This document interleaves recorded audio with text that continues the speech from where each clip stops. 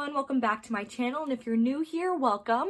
This is Sorority Recruitment 101, the channel dedicated to answering the questions you may have about what it's like to go through sorority recruitment or what it's like to be in a sorority in college. My name is MacKenzie, and in today's video, I'm going to be talking to you guys about the top 4 things you need to do before you apply for recruitment. Before we jump into the video, make sure you subscribe down below and join our Sorority Recruitment 101 family. We would love to have you guys.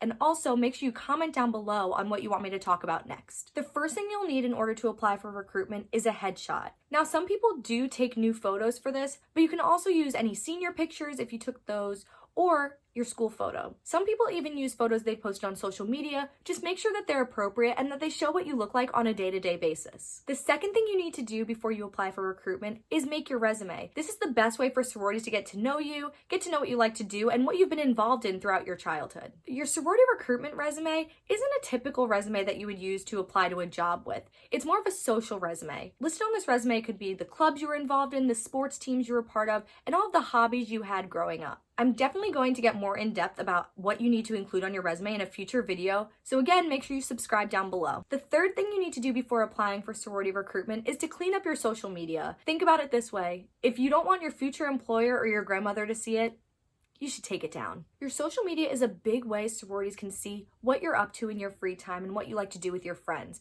so make sure it's the best representation of you. The fourth thing you should do before applying for sorority recruitment is to start looking for people to write recommendation letters for you for the sororities that are on your campus. Now, if you're going to a small school or a smaller university, a lot of the times this isn't necessary. Definitely go on your school's Panhellenic website to see if they're necessary or not. If you're going to a big university, this is highly recommended. I know at Alabama we had 3,000 girls going through recruitment, so anything you can do to put yourself a step ahead of everyone else will really benefit you in your sorority recruitment process. Recommendation letters are great because it shows that you have alumni support and that they would recommend you to be a member of their chapter. Now, I would recommend to definitely have at least one recommendation letter per sorority on campus. If you don't get one for every house, don't sweat it. It's okay. You'll be fine. You can also have more than one recommendation letter for the same sorority. Recommendation letters seem difficult to get, but they really aren't. You can ask family members, friends, teachers, and even neighbors, and a lot of them would be more than willing to write them for you if they've known you a long time. For those of you who don't have a lot of family in Greek life like I didn't either,